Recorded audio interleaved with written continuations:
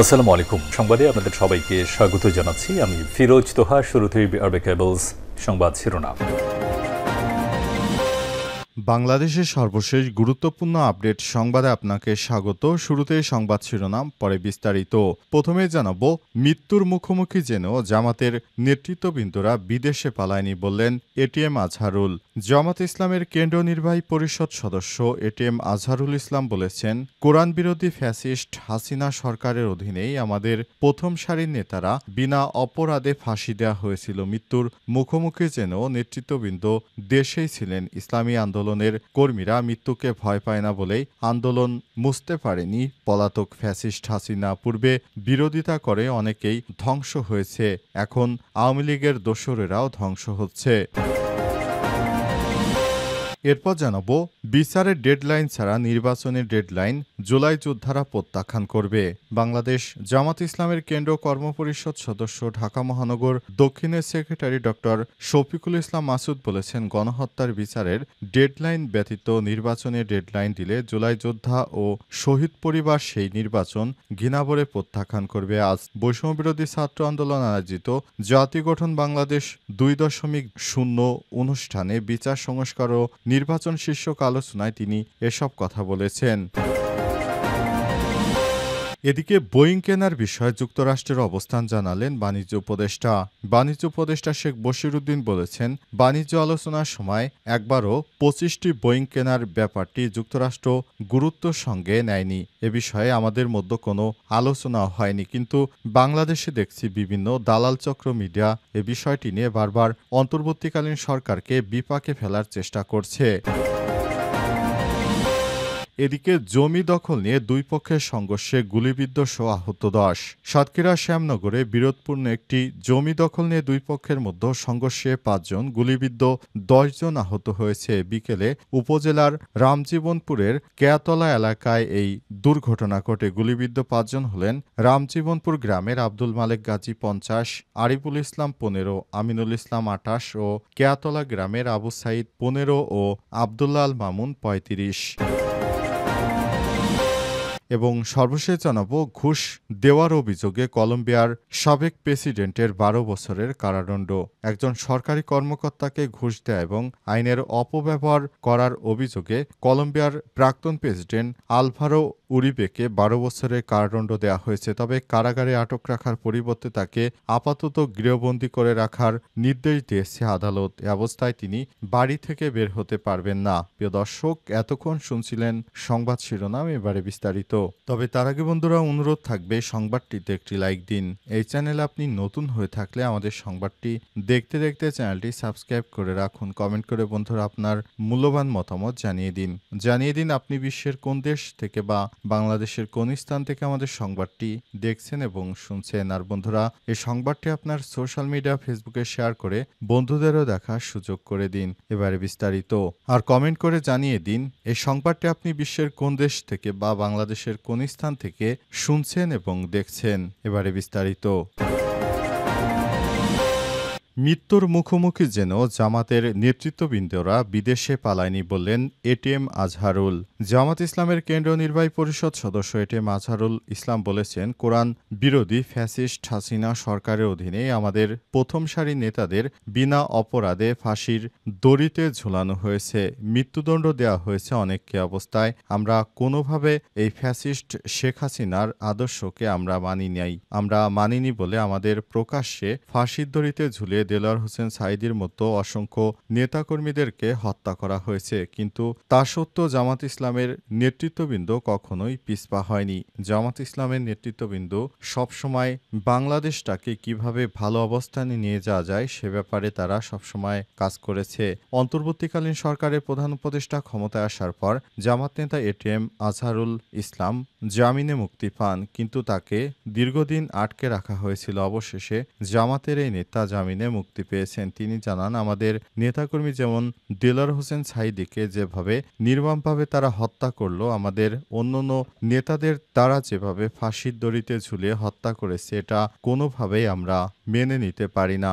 আমরা এমন একটি রাষ্ট্র চেয়েছিলাম যেখানে কোনো হানাহানি খুনোখুনি থাকবে না। আমরা একটি শান্তিপূর্ণভাবে রাজনীতি করতে পারবো, একটি পরিবেশ প্রতিষ্ঠিত হবে। কিন্তু দেখা গেল এ সরকার সেটি আর আমাদের করতে দেয়নি। তারা বিগত ১৬-১৭ বছর আমাদের চোখের সামনে আমাদের প্রাণপ্রিয় ভাইদেরকে তারা হত্যা করেছে, ফাঁসির দড়িতে ঝুলিয়েছে। সেটি আমরা চোখের সামনে দেখেছি আর আল্লাহকে ডেকেছি।